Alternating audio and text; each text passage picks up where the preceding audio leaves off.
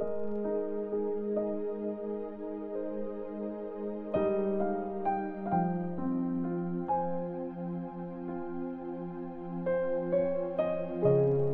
Corinthians chapter 16. Tulong para sa mga kapatid sa Judea.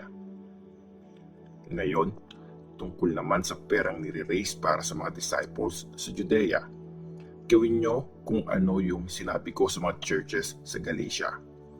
Every Sunday, magtabi kayo ng pera, depende sa kinikita nyo. Tapos, ipunin nyo yun para di ko na kailangan mangolekta pagpunta ko dyan. Pumili kayo ng mga magdadala ng pera sa Jerusalem. Pagdating ko, bibigyan ko sila ng letter. Saka ko sila papupuntahin doon para dalhin yung tulong nyo. Kung mas okay na pumunta rin ako, pwede silang sumama sa akin. Mga plano ni Paul.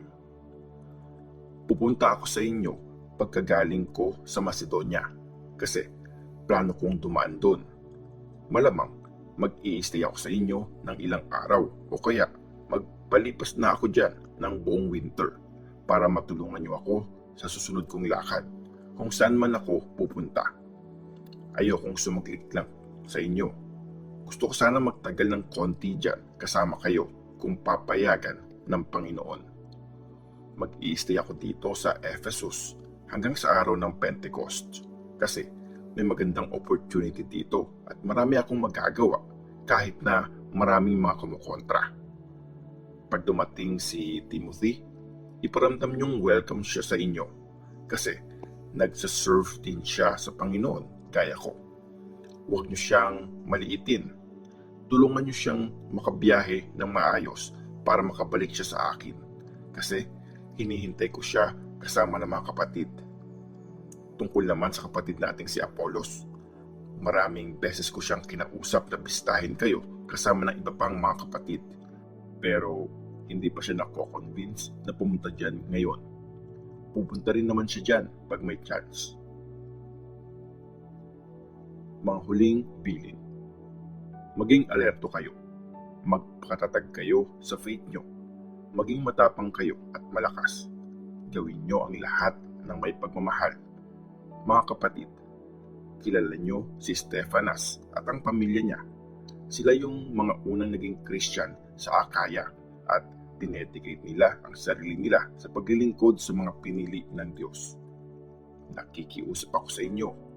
Sundin nyo ang mga leaders na gaya nila at ang kahit sino pang nagtatrabaho at naglilingkod kasama nila. Masaya ako nung dumating sina Stephanas, Fortunatus, at Achaicus. Sa pagpunta nila, parang nandito na rin kayo. Pinasaya nila ako. Kung paanong pinasaya rin nila kayo. Dapat i-appreciate nyo ang mga taong kagaya nila. Kumusta raw kayo, sabi ng mga churches sa Asia? Kinukumusta rin kayo ni na Aquila at Priscilla at ng church na nagmi-meet sa bahay nila. Kinukumusta nila kayo bilang magkakapatid sa Panginoon. Binabati kayo ng lahat ng mga kapatid natin dito. Batiin nyo ang isa't isa bilang magkakapatid na nagmamahalan. Ako mismong si Paul ang sumusulat nito. Kumusta kayo? Parusahan sana ang hindi nagmamahal sa Panginoon. Panginoon namin, dumating ka na sana. Sana maranasan nyo ang pagiging mabait ng Panginoong Jesus. Maramdaman nyo sanang mahal ko kayong lahat dahil united tayo kay Christ Jesus.